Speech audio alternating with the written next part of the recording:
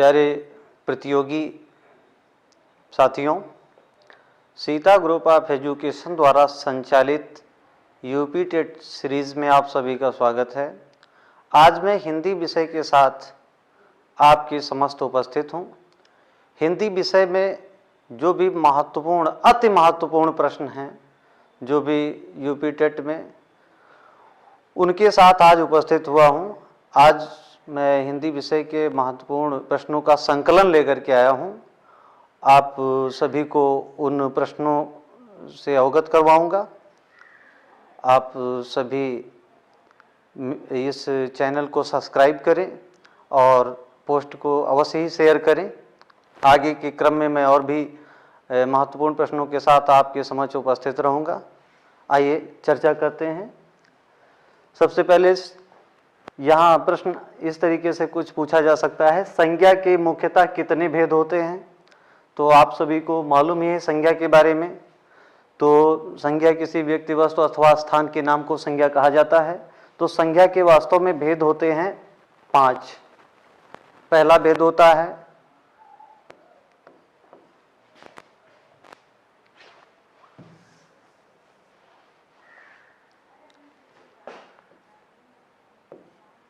व्यक्तिवाचक संज्ञा, व्यक्तिवाचक। दूसरी होती है जातिवाचक,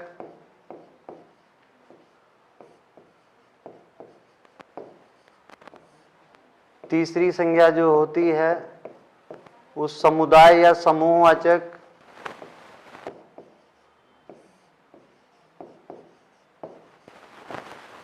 चौथी संज्ञा होती है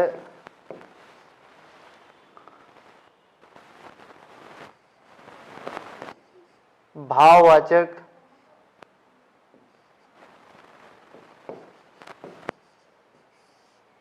और पांचवी संज्ञा होती है पदार्थवाचक।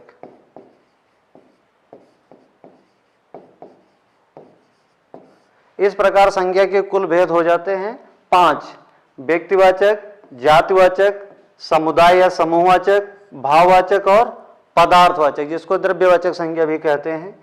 इस प्रकार संज्ञा के कुल 5 भेद होते हैं, यानी ये ऑप्शन आपका सी सही होता है।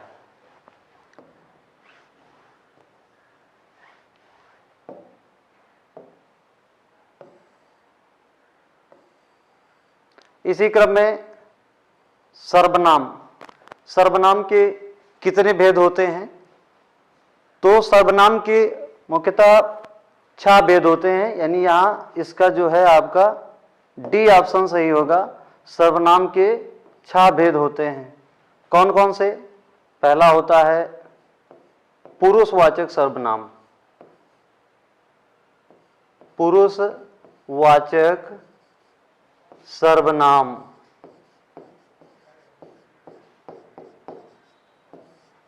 दूसरा होता है व्यक्तिवाचक सर्वनाम, जिसको निजवाचक भी कहा जाता है, व्यक्तिवाचक या निजवाचक सर्वनाम। तीसरा होता है निश्चयात्मक, निश्चयात्मक सर्वनाम।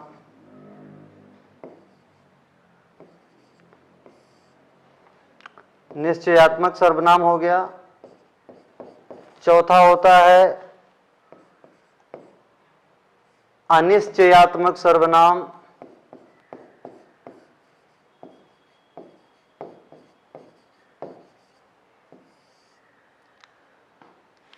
पांचवा होता है संबंधवाचक सर्वनाम।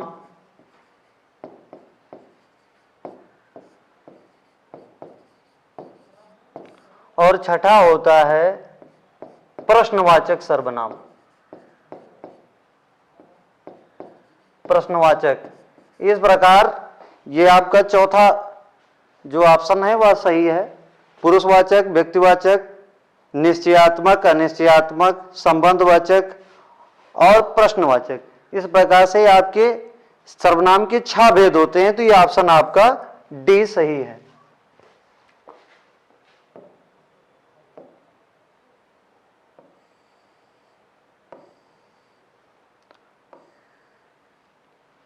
अब यहां प्रश्न ये कई बार पूछा जा चुका है, इंद्रियों को जीतने वाले के लिए एक शब्द है, यानी वाक्यांश के लिए एक शब्द के अंतर्गत इंद्रियों को जीतने वाला, यानी इंद्रियों को जीतने वाला दूरदर्शी, यह ऑप्शन गलत है। दत्तचित्त, यह भी ऑप्शन गलत है। यहां कुशाग्र बुद्धि, यह भी गलत है। इसके लिए जितेंद्रिय सही है। कई बार जितेंद्रिय के चक्कर में लोग इंद्रजीत को टिक कर देते हैं, जो कि ऑप्शन गलत हो जाता है। इंद्रजीत का अर्थ होता है इंद्र को जीतने वाला, जो जबकि यहां इंद्रियों को जीतने वाला जितेंद्रिय। दूरदर्शी क्या होता है? दूर तक की सोचने वाला, जो दूर तक की सोचने वाला होता है उसको दूरदर्शी कहते हैं। दूर तक की सोचने वाला या देखने वाला जिसको कहा जाता है दूरदर्शी। दत्तचित्त का मतलब होता है मन लगाकर काम करने वाला, मन लगाकर काम करने वाला, यानी काम में मन लगाने वाला।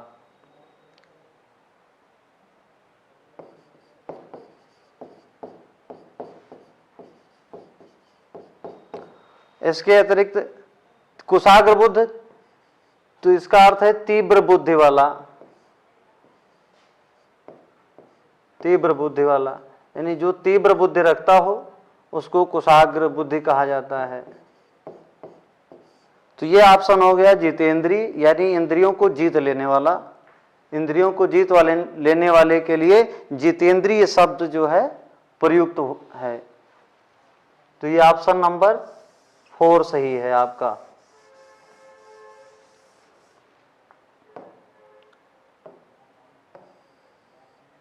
आगे प्रश्न आता है,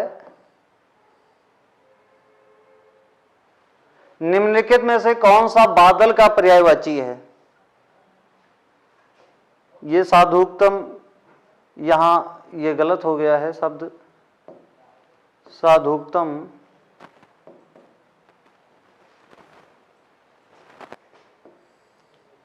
इसके स्थान पे होना चाहिए था नीरद।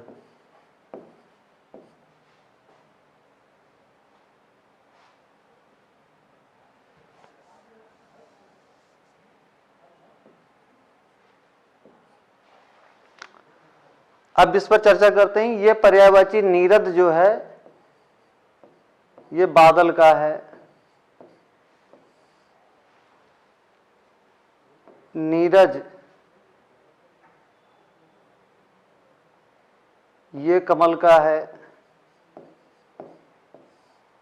अंबुज ये भी कमल का पर्याय है।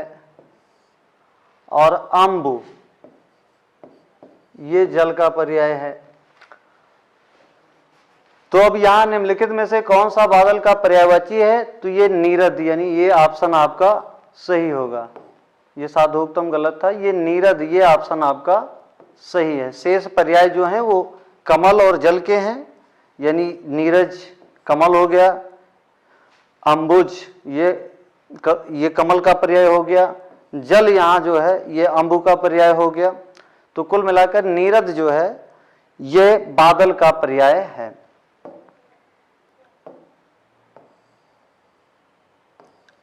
अब इसी क्रम में अगला प्रश्न आता है, निम्नलिखित में से पुल्लिंग शब्द कौन सा है? शब्दों के प्रकार होते हैं पुल्लिंग, स्त्रीलिंग और नपुंसकलिंग। तो इसमें पुल्लिंग शब्द जो है, जैसे नदी, नदी शब्द स्त्रीलिंग के अंतर्गत आता है, नदी शब्द स्त्रीलिंग है।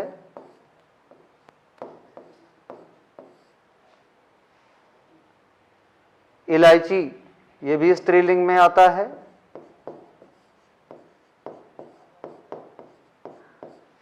प्यास ये भी स्त्रीलिंग में आता है।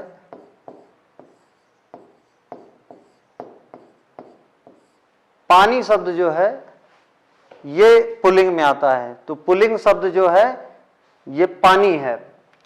तो इस प्रकार पानी को छोड़कर जितने भी नदी, इलायची और प्यास यहां शब्द दिए गए हैं ये सभी स्त्रीलिंग के शब्द हैं।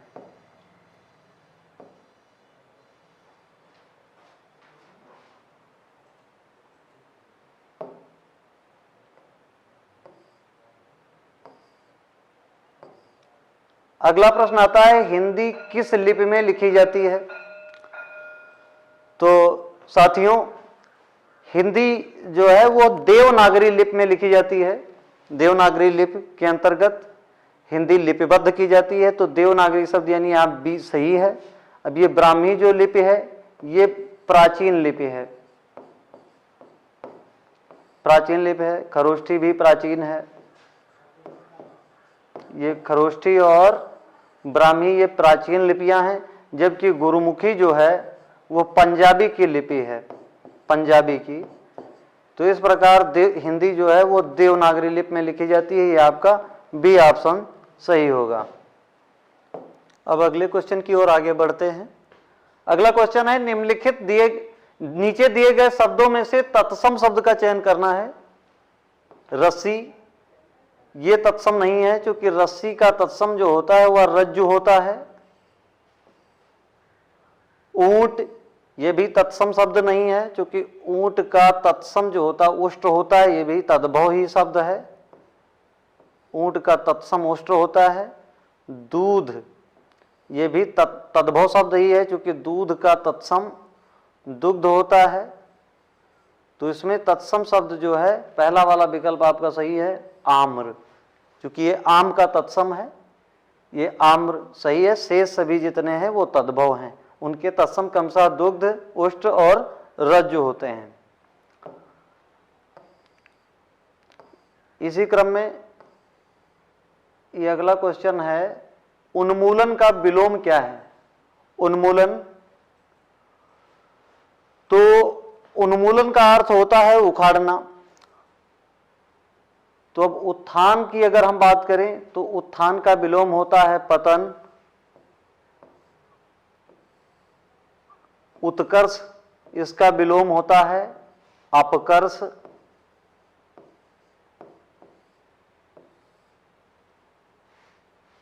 रोपण, यही इसका सही अर्थ होगा। अवनति का विलोम जबकि होता है उन्नति, यानी रोपण का विलोम, उन्मूलन का विलोम रोपण होगा।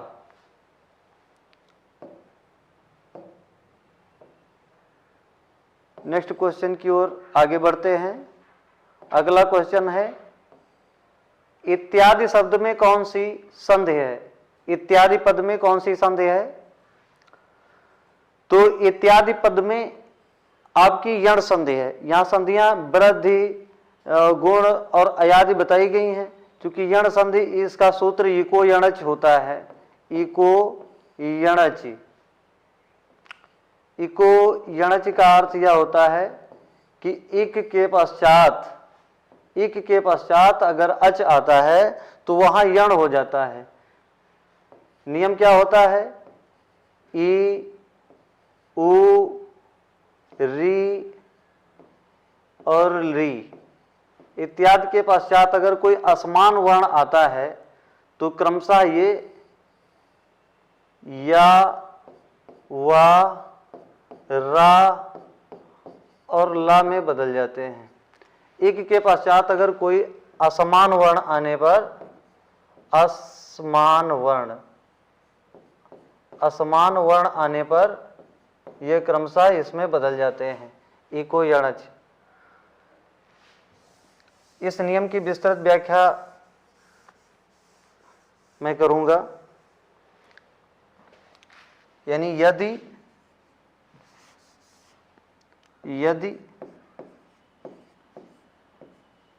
ई, उ, री और री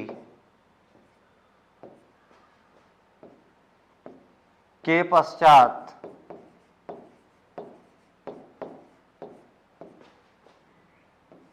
कोई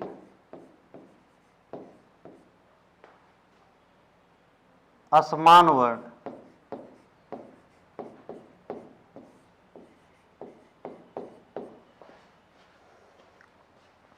आए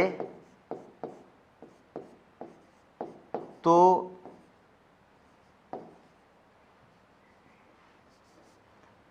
ई, उ, री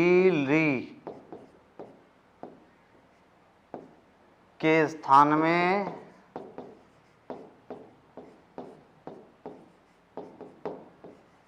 क्रमशः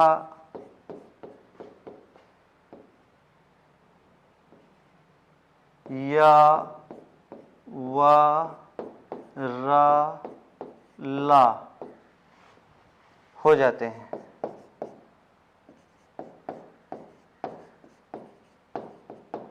जैसे ई के पश्चात यदि आ आएगा तो वहाँ पर या हो जाएगा। ई के पश्चात अगर ऊ आएगा तो वहाँ या हो जाएगा, बट मात्रा ऊ की हो जाएगी। ई के पश्चात अगर ए आएगा तो वहाँ या हो जाएगा, परंतु मात्रा ए की हो जाएगी। तो इस प्रकार से ये असमान, अगर यहाँ पर ई के पश्चात बड़ा आ रहा है, ई के पश्चात अगर यहाँ ई के पश्चात यदि बड़ा आ आता है तो मात्रा दीर्घ हो जाती है या, यानी इत्यादि में इति और आदि मिलाकर के यहाँ यण संधि हुई है। शेष वृद्धि संधि का मतलब होता है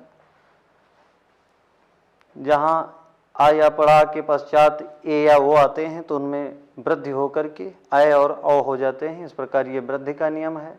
गुण का नियम क्या होता है? गुण का नियम होता है यदि आ या बड़ा आ के पश्चात ई उ री ली में से कोई वर्ण आते हैं तो क्रमशः वे ए ओ अर अल हो जाते हैं। ये गुण का नियम है। अयादि का यचो अयवायावा सूत्र होता है। इसके अंतर्गत एच के बाद यानी ए या ओ के पश्चात ए ओ अय औ के पश्चात अगर कोई वर्ण आता है तो क्रमशः अय औ आय आओ हो जाते हैं। ये जो अयवायवा का नियम है कि यच के बाद यानी ए ओ अय औ के पश्चात कोई भी असमान वर्ण आने पर वह क्रमशः अय औ आय और आओ में बदल जाते हैं। इस प्रकार ये इनका संधियों का नियम है।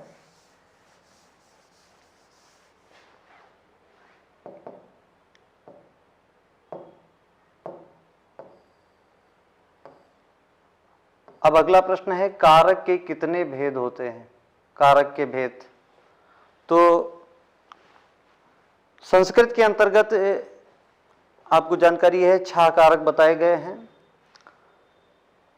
कर्ता कर्म कर्मम च संप्रदानम तथैव च अपादानादि अधिकरणम च इति आहु कारकाणि खट, यानी ये 6 कारक बताए गए हैं।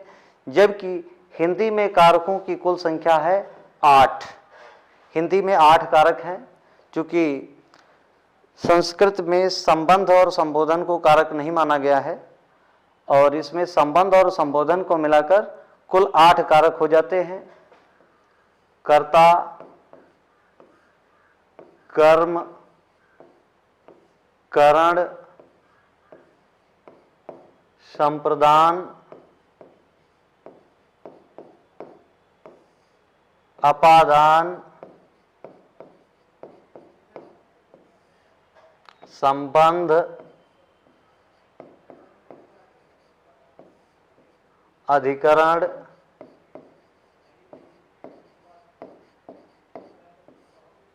संबोधन।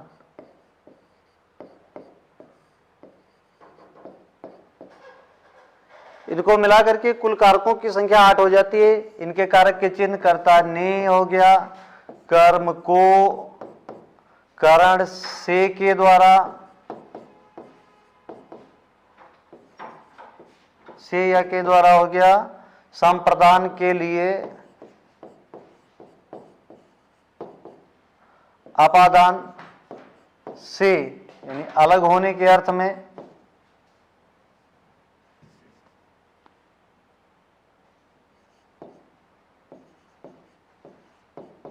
अलग होने के अर्थ में,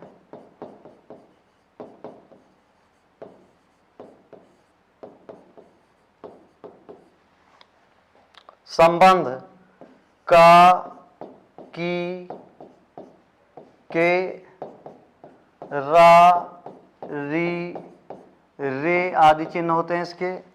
और अधिकरण का में, पर, पे, ऊपर इत्यादि इसके हो गए। और संबोधन का हे, अरे, भो, ये संबोधन के चिन्ह हो गए। इस प्रकार कुल कारकों की संख्या जो है, इस प्रकार कुल कारकों की संख्या 8 हो जाती है। तो ये आपका विकल्प नंबर बी सही है, दूसरा विकल्प सही है।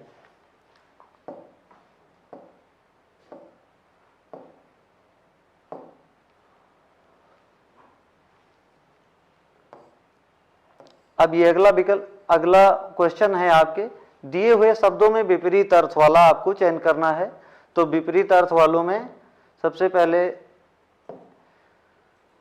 पहले दिया गया है आत्मजा, दूसरा दिया गया है नंदिनी, तीसरा कन्या। ये सब एक ही के पर्याय हैं, ये सब पुत्री के पर्याय हैं। इसमें विपरीत अर्थ वाला जो है, वो विपरीत अर्थ वाला ये है विकल्प नंबर सी, जो कि सही होगा। ये सी विकल्प जो है इन सबसे विपरीत है, क्योंकि इसके अर्थ अलग होते हैं, बाकी इन सब के पर्याय एक ही होते हैं। आत्मजा, पुत्री, नंदिनी, कन्या, भार्या, इस प्रकार से अनेकानेक पर्यायवाची हैं। ये लड़की के लिए, पुत्री के लिए ये पर्याय होते हैं, जबकि भार्या का अर्थ होता है पत्नी। पत्नी, स्त्री, दारा, पत्नी, स्त्री, दारा, अर्धांगिनी, भार्या, ये सब पर्याय जो होते हैं, गृहिणी, ये पर्याय जो होते हैं ये स्त्री के लिए होते हैं। तो ये भार्या, पत्नी अर्थात स्त्री का सूचक है, इसलिए ये इन सब से भिन्न है, इन सब से विपरीत अर्थ रखता है। बाकी आत्मजा, नंदिनी और कन्या ये सभी समान अर्थ रखते हैं। आत्मजा, नंदिनी, कन्या ये सभी समानार्थी हैं, एक ही के पर्याय हैं, जबकि भार्या इसमें विपरीत है।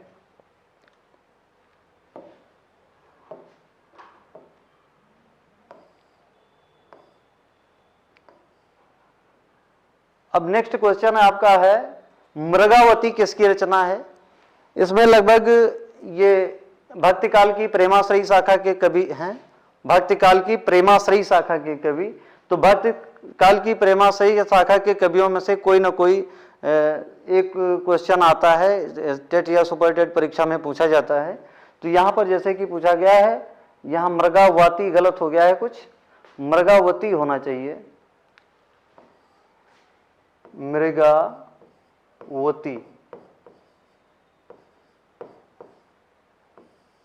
मृगावती किसकी रचना है?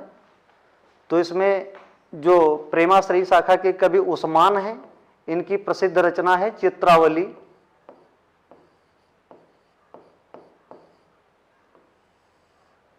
मंझन, इनकी रचना जो है मधुमालती प्रसिद्ध है,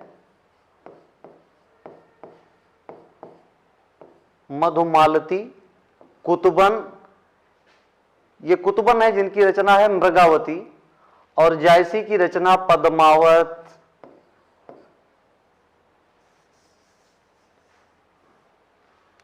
जायसी की रचनाओं में पद्मावत, अखरावट,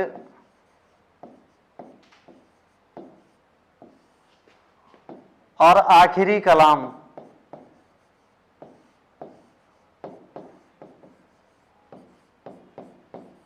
ये इनकी प्रसिद्ध रचनाएं हैं। इसके अतिरिक्त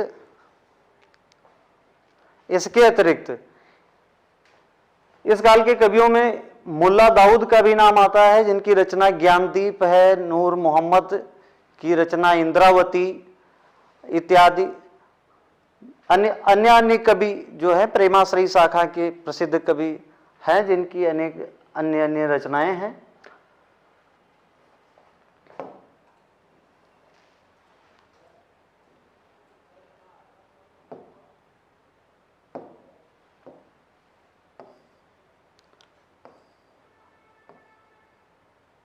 अब अगला क्वेश्चन है, आप बीती पद में कौन सा समास है?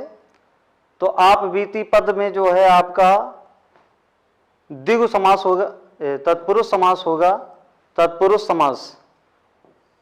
और वो भी तत्पुरुष समास का जो रूप है सप्तमी होगा, अधिकरण तत्पुरुष, अधिकरण तत्पुरुष।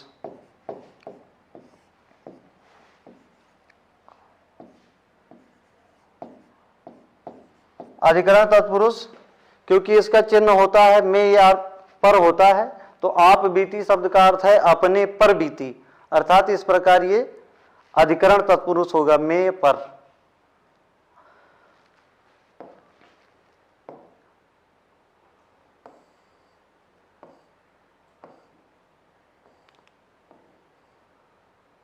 अगला प्रश्न है, सूरदास ने किस भाषा में सूरसागर की रचना की?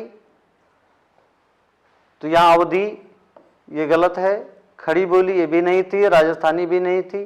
इनकी भाषा कोमलकांत पदावली वाली ब्रज भाषा थी।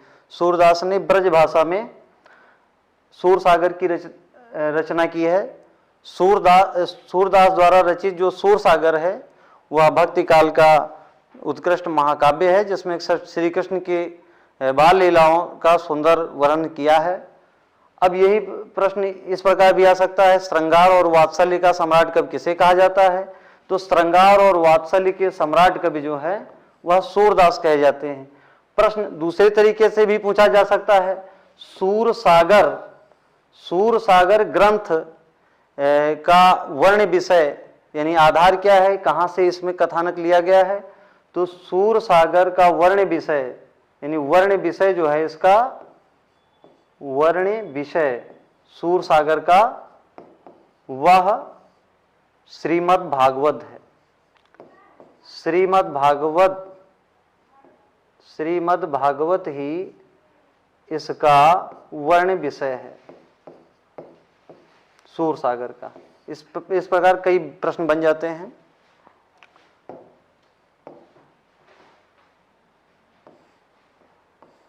अगला प्रश्न है, किस रस को रसराज कहा जाता है?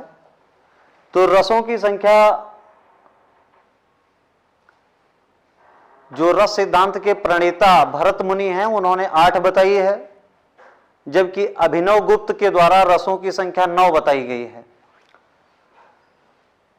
तो रसराज यानी कार्य की व्यापकता को देखते हुए श्रृंगार रस को रसराज कहा गया है। कार्य की व्यापकता देखते हुए श्रृंगार रस को रसराज बताया गया है। रसों की संख्या कुल रस सिद्धांत के प्रणेता भरत मुनि के द्वारा 8 बताई गई है, जबकि अभिनव गुप्त ने रसों की संख्या 9 मानी है। ये रस मुख्यतः श्रृंगार, वीर, हास्य, करुण,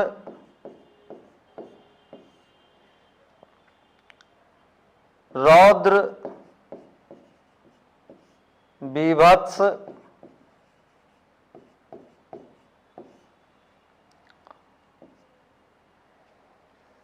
अद्भुत,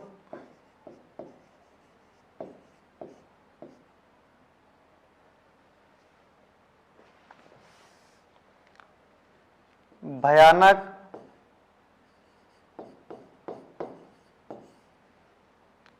शांत, ये अभिनव गुप्त के द्वारा बताए गए 9 रस हैं, जबकि भरत मुनि के द्वारा इनकी संख्या 8 ही मानी गई है। बाद में वत्सल और देव विषयक रति स्थायी भाव को जोड़ करके वात्सल्य और भक्ति रस और जोड़ दिए गए, तो इस प्रकार रसों की कुल संख्या 11 हो गई है।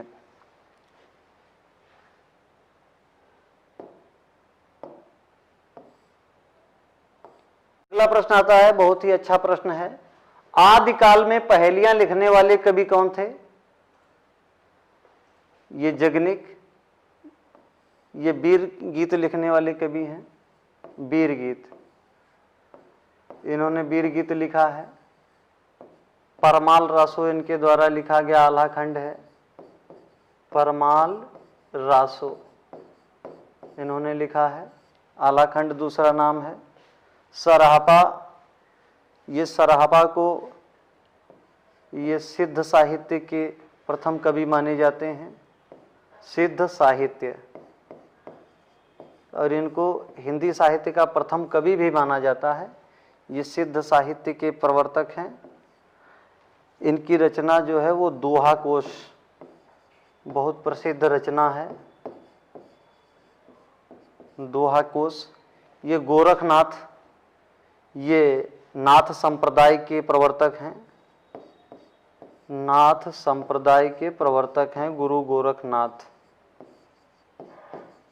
नाथ संप्रदाय के प्रवर्तक खुसरो जो है आदिकाल में पहेलियां लिखने के लिए मशहूर थे। खुसरो का जो नाम था वह अबुल हसन था। इनका मूल नाम था अबुल हसन।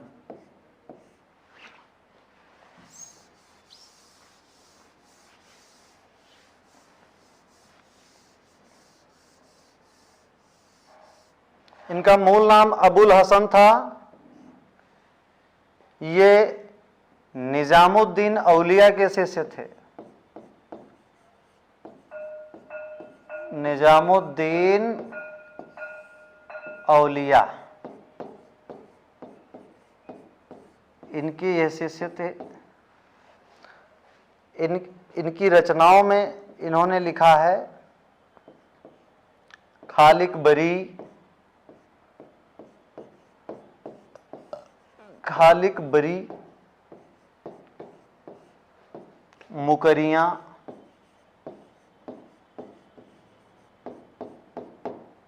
गजल,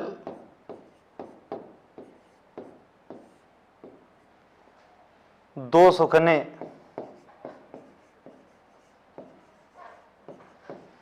ये इनकी रचनाएं हैं। तो पहेलियां, मुकरियां, दो सुखने, खालिक बरी, ये सब इनकी रचनाएं आदिकाल में ये अमीर खुसरो लिखते थे। तो ये बी वाला विकल्प आपके लिए सही रहेगा।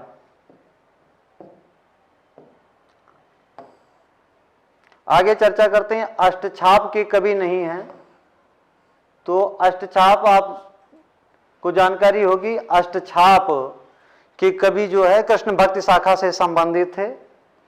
अष्टछाप कवियों की संख्या जो थी वह 8 बताई गई है। तो उन 8 शिष्यों में जो 5 कवि थे वो वल्लभाचार्य जी के शिष्य थे और 3 कवि उनके पुत्र विट्ठल नाथ के शिष्य थे।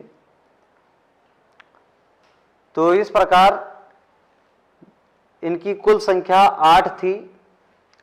उसमें वल्लभाचार्य के शिष्यों में, वल्लभाचार्य के शिष्यों में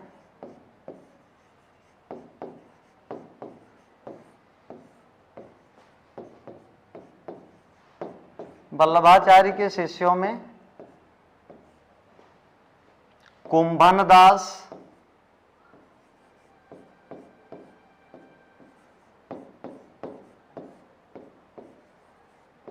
कृष्णदास,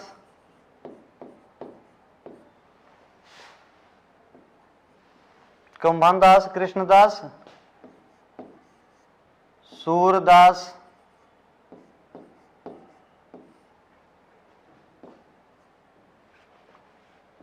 परमानंद दास।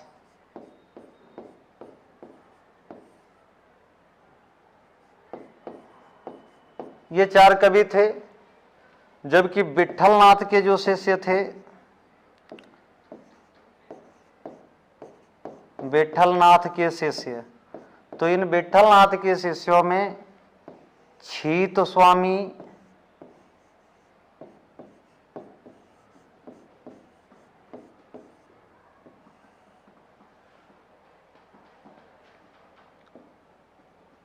चतुर्भुज दास,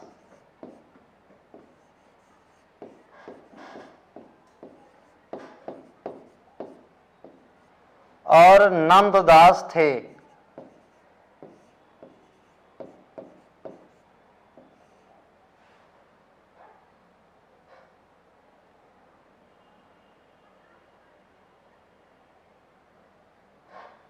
नंददास।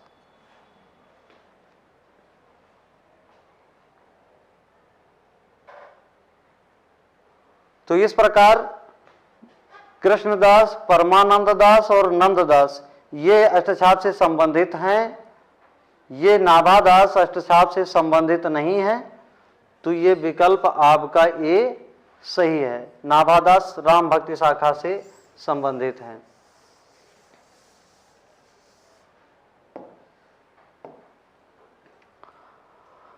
अब आगे अगला क्वेश्चन आता है, आदिकाल को अपभ्रंश काल नाम किसने दिया है? तो देखिए, हजारी प्रसाद द्विवेदी ने इसको नाम दिया है आदिकाल। हजारी प्रसाद द्विवेदी द्वारा आदिकाल नाम दिया गया है।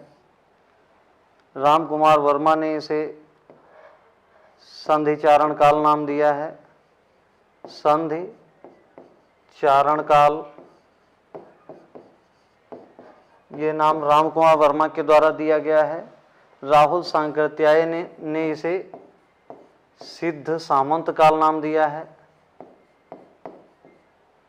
सिद्ध सामंत काल, ये नाम राहुल सांकृत्यायन के दिया गया है। तो इसका मतलब है ये विकल्प आपका ये सही है। चंद्रधर शर्मा गुलेरी के द्वारा इसको अपभ्रंश काल का नाम दिया गया है, यानी ए क्वेश्चन आपका सही है। इसके अतिरिक्त अन्य भी नाम है, जैसे मिश्र बंधु ने इसे प्रारंभिक काल नाम दिया है। जॉर्ज ग्रियर्सन के द्वारा इसको नाम चारण काल दिया गया है। इस तरीके से अनेकानेक विद्वानों के द्वारा नाम दिए गए हैं।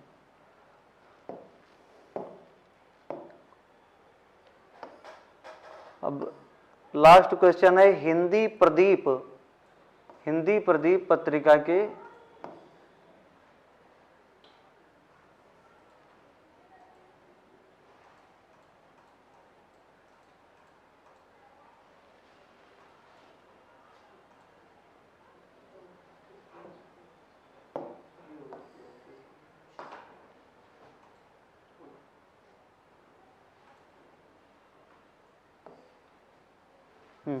हिंदी प्रदीप पत्रिका के संपादक कौन है?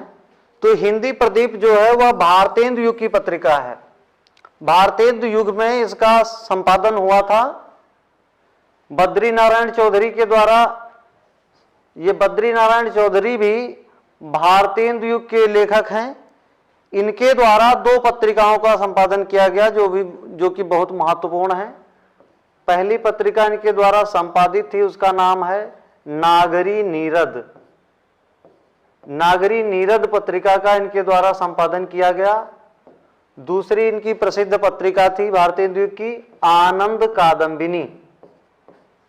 आनंद कादंबिनी पत्रिका का इन्होंने संपादन किया। दूसरे भारतेंदु हरिश्चंद्र हैं। भारतेंदु द्वारा कई पत्रिकाओं का संपादन किया, जिसमें कवि वचन सुधा,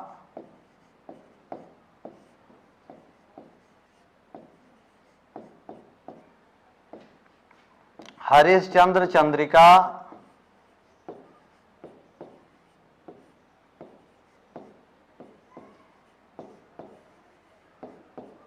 जिसको बाद में हरिश्चंद्र मैगजीन कहा जाने लगा, और स्त्रियों की शिक्षा के लिए इन्होंने बाला बोधिनी, यानी बाल बोधिनी जिसको कहते हैं, बाला बोधिनी पत्रिका का संपादन किया था स्त्री शिक्षा के लिए।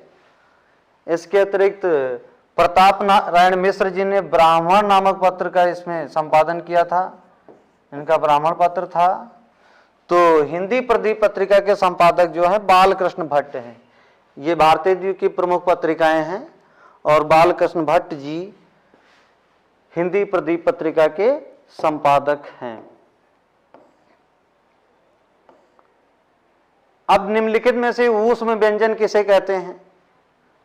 तो ये व्यंजन के विषय में, ऊष्म व्यंजन क्या है, ऊष्म व्यंजन के विषय में तो व्यंजन के प्रकार पहले आपको समझने हैं।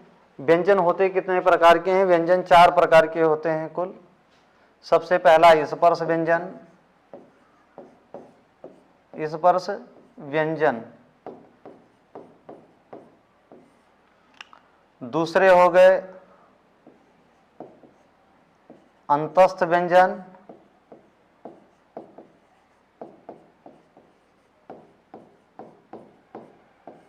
तीसरे हो गए ऊष्म व्यंजन,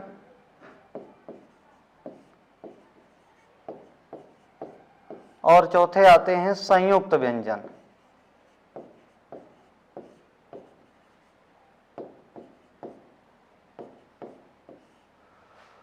तो इस स्पर्श व्यंजन जो का से लेकर के मां तक के जितने भी हैं ये स्पर्श व्यंजन कहलाते हैं।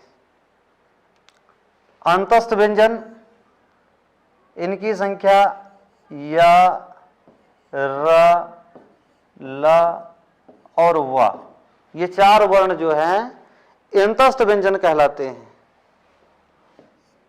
ऊष्म व्यंजन के अंतर्गत स, ख और स आते हैं, ये ऊष्म व्यंजन कहलाते हैं। संयुक्त व्यंजन में जो 2 व्यंजनों से मिलकर बने होते हैं संयुक्ताक्षर या संयुक्त व्यंजन, छ, त्र, छ, त्र, ज्ञा और स्र, ये वर्ण जो हैं संयुक्त व्यंजन कहलाते हैं। तो इस प्रकार आपका विकल्प ए सही है, शाखा सा, ये ऊष्म व्यंजन है।